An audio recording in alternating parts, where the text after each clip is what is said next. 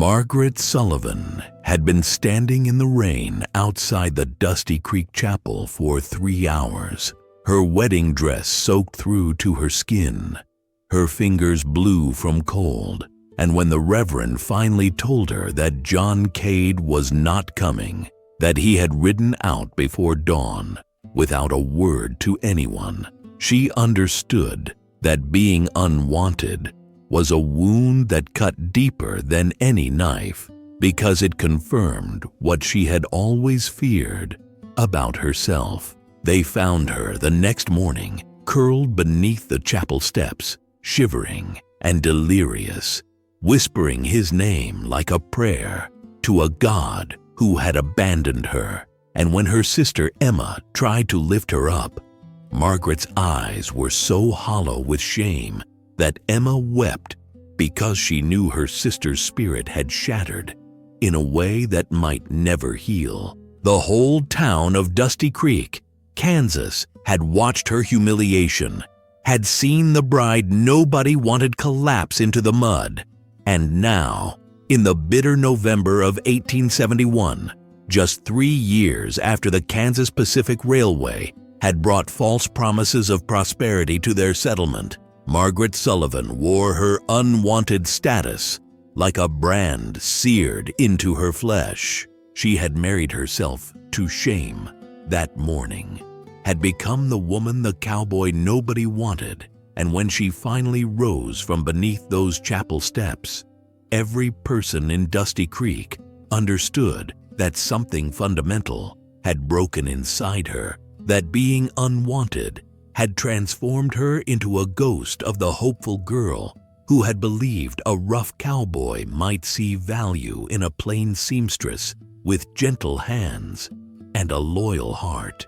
If stories of rejection and the desperate search for belonging in a world that judges worth by surface beauty call to your soul, subscribe now, because what Margaret found when she stopped seeking acceptance from others and learned her own value will transform everything you believe about what it means to be wanted.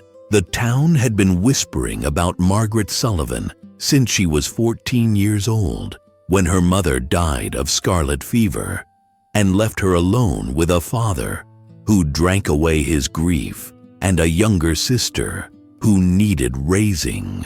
She was not beautiful by any measure that mattered in Dusty Creek.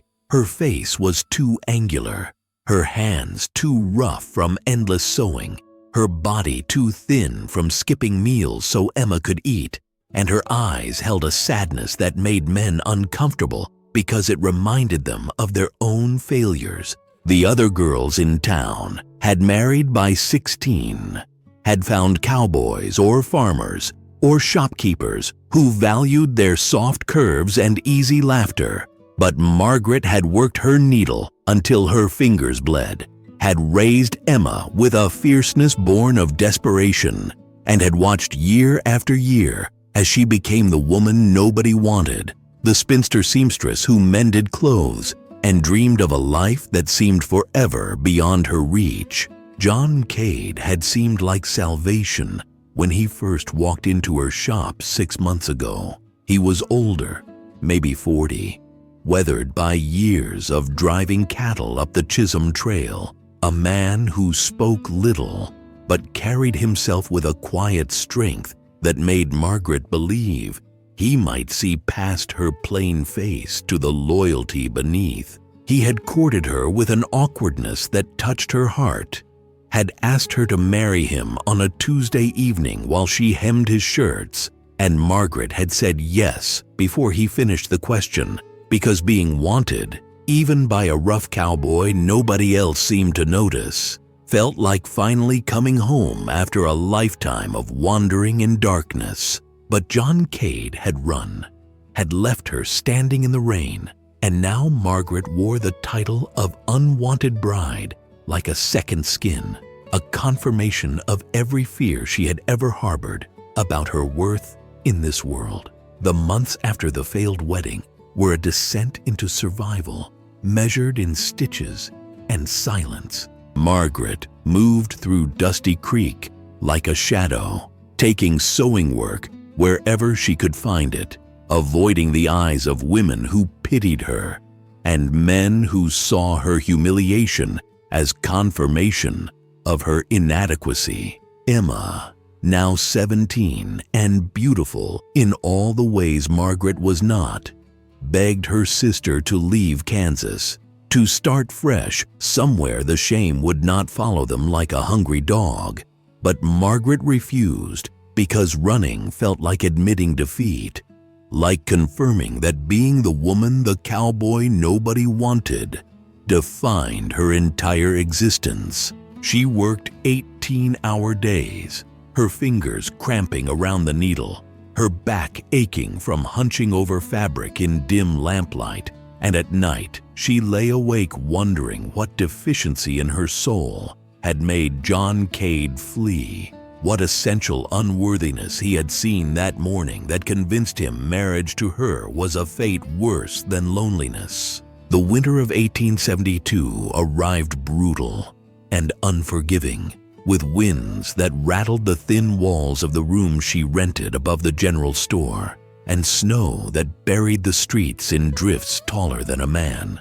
Work dried up as families hoarded their money for food and fuel, and Margaret watched her savings dwindle with each passing week, knowing that spring might come too late to save her and Emma from destitution. She had been unwanted before the failed wedding, but now she was worse than unwanted.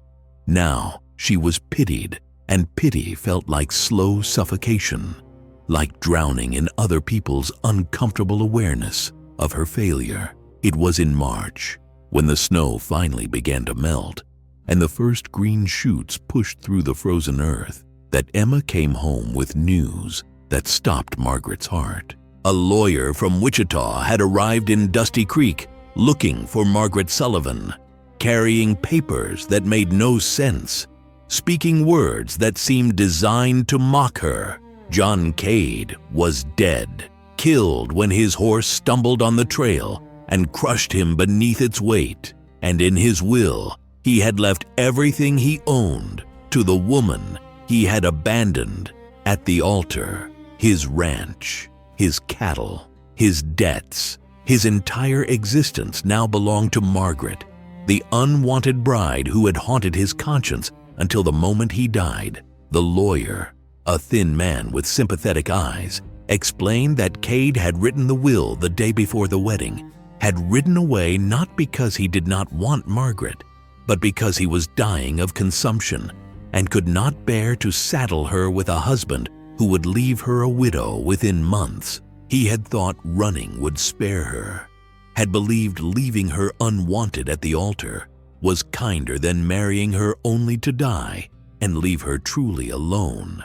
The ranch was 3 days' ride west, a struggling operation that Cade had barely kept alive, but it was hers now, land and livestock, and a future that terrified her precisely because it demanded she see herself as something other than the woman nobody wanted. Margaret stood in the lawyer's office holding papers that transferred ownership of a life she had never imagined.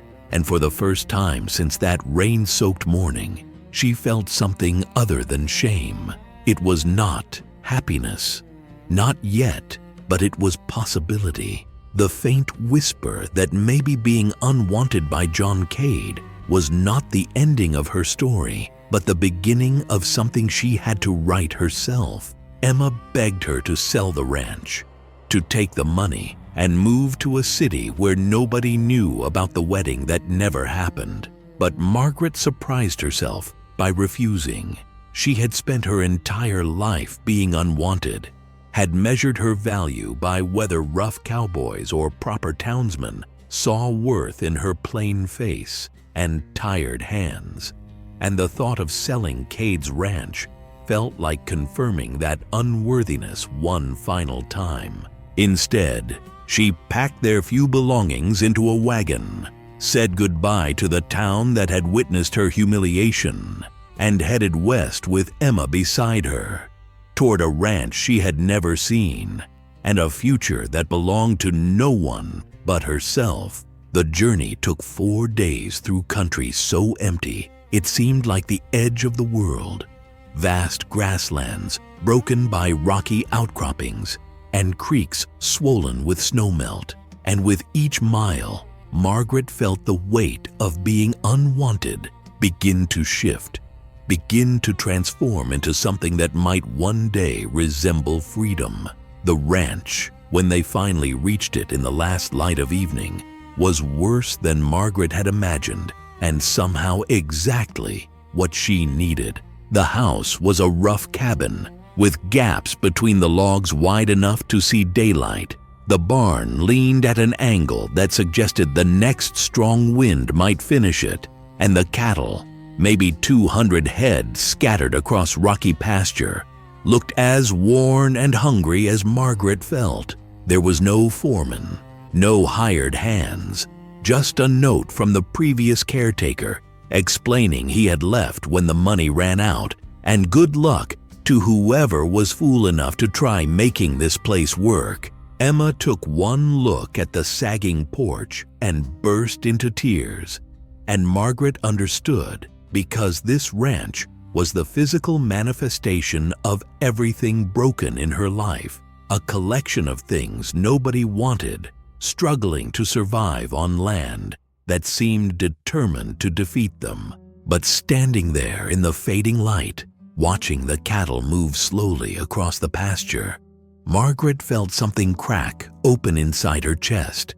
Some tight knot of shame begin to loosen, because this ranch, this broken, impossible place, was hers, and for the first time in her life, being unwanted by others meant she could finally want something for herself. The first months were education written in blisters and exhaustion. Margaret had sown her whole life, but knew nothing about cattle, nothing about mending fences or fixing roofs, or reading the sky for weather that could kill your herd in a single night. She learned by failing, by watching calves die because she did not understand sickness, by losing cattle to predators because she had not secured the pasture fence, by nearly burning down the barn when she tried to repair the stove without understanding how chimneys worked. Emma helped when she could, but her sister was 17 and beautiful and wanted the life Margaret had wanted once, wanted a husband and children and a home that did not require bleeding every day just to survive. Margaret understood, did not blame Emma for the resentment that grew between them like frost on glass, but she also could not stop, could not give up on this ranch because it had become the physical proof that being unwanted did not mean being worthless. She hired help when she could afford it.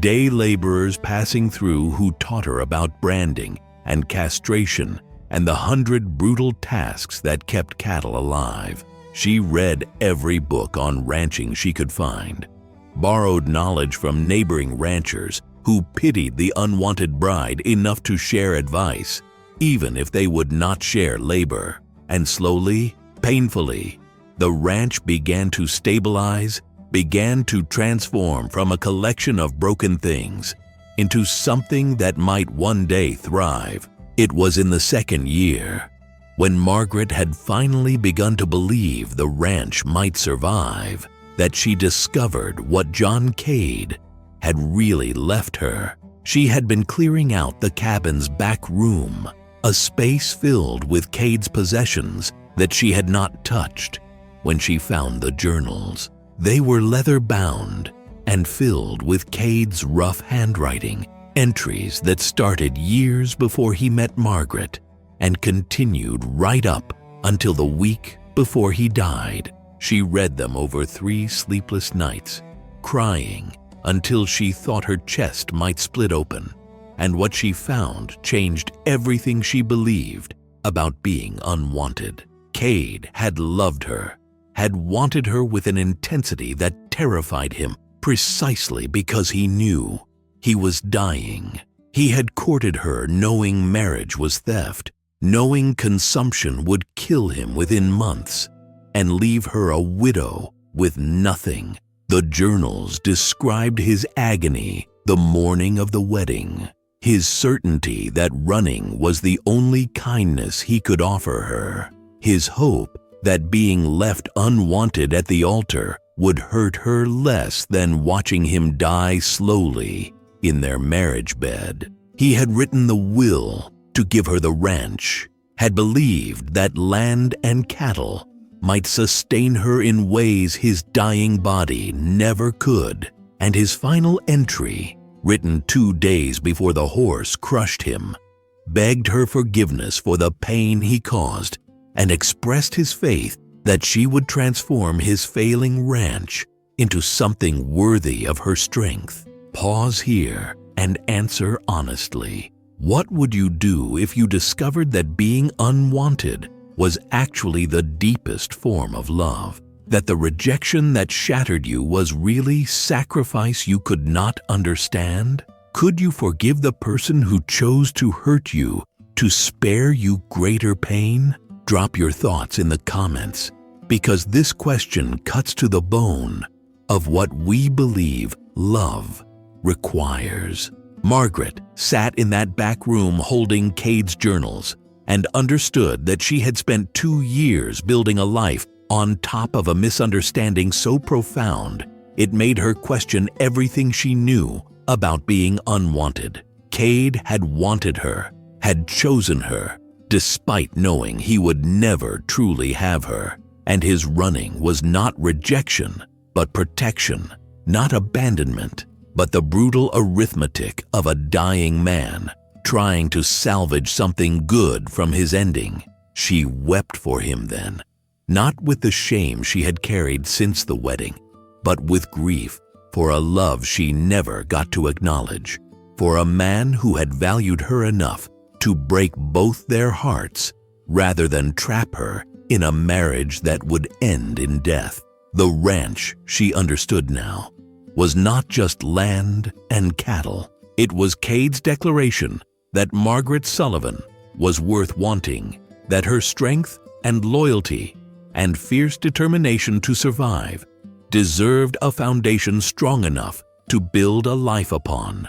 Being unwanted at the altar had felt like confirmation of her deepest fears, but Cade's journals revealed a different truth. She had been so wanted that a dying man had given her everything he had and walked away to spare her the agony of loving someone she would have to bury. The revelation transformed how Margaret saw herself and the ranch. She stopped trying to prove she could survive despite being unwanted and started building something that honored both her strength and Cade's sacrifice. She expanded the herd carefully, trading sewing work for breeding stock, learning to judge cattle with the same eye she once used to judge fabric. She hired Emma's eventual husband, a young ranch hand named Thomas, who saw past Emma's beauty to the loneliness beneath and loved her fiercely enough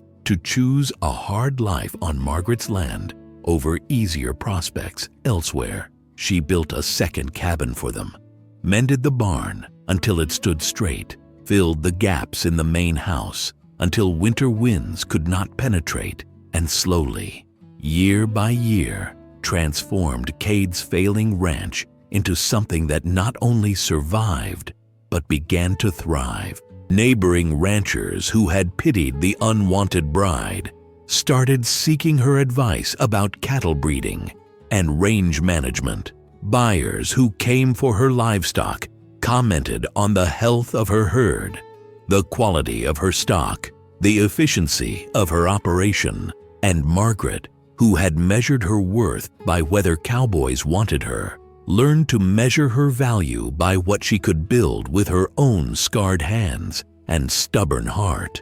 She never remarried, never sought the companionship that had once seemed essential to her happiness, not because she still carried shame about being unwanted, but because she had discovered that being wanted by herself that building a life that reflected her own values and strength was enough. Emma had children, 3 daughters who grew up running across the ranch Margaret had transformed. And when they asked their aunt why she never married, Margaret told them about John Cade, about the cowboy nobody wanted, who had wanted her enough to give her everything and ask for nothing in return. She told them that being unwanted at the altar had felt like death, but had actually been birth, the painful beginning of a life she would never have discovered if Cade had lived long enough to marry her. The ranch became known across Kansas as the Sullivan Place, and people forgot that Margaret had once been the unwanted bride, remembered instead that she was the woman who had taken broken land and broken dreams and built something that would outlast them all. On Margaret's 50th birthday, standing on the porch of the house she had rebuilt with her own hands, watching cattle graze across pastures she had reclaimed from wilderness, she finally understood what Cade's sacrifice had given her. It was not just land or livestock or financial security, though the ranch provided all those things. It was permission to want herself, to build a life based not on whether others found her worthy, but on whether she found herself strong enough to claim what she deserved. Being the woman the cowboy nobody wanted had once felt like a curse that would define her forever, but it had actually been liberation, the brutal gift of discovering that her value was not determined by who chose to love her, but by what she chose to build with the life she had been given. The ranch that nobody thought she could manage had become proof that being unwanted by a town full of people who measured worth in beauty and compliance was the greatest blessing she could have received. Margaret Sullivan died at 73, surrounded by Emma's grandchildren and ranch hands who had learned their trade under her exacting standards, and her final words were about John Cade, about the cowboy nobody wanted, who had seen her clearly enough to know she needed freedom more than marriage. The ranch passed to Emma's daughters, who ran it with the same fierce independence Margaret had taught them, and people in Dusty Creek still tell stories about the unwanted bride who transformed rejection into empire, who proved that being wanted by the right person,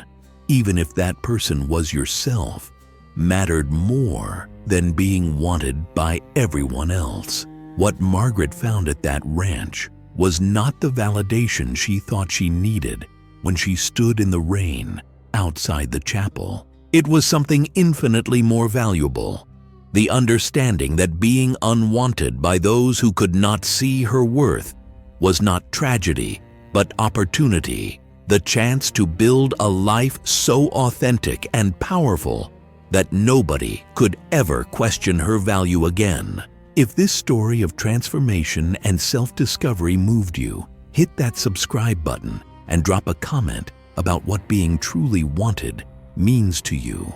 Because Margaret's journey from unwanted bride to legendary rancher reminds us that sometimes the greatest gift is being rejected by people who would have kept us small. The next story waiting for you will challenge everything you believe about second chances and the courage it takes to claim the life you deserve.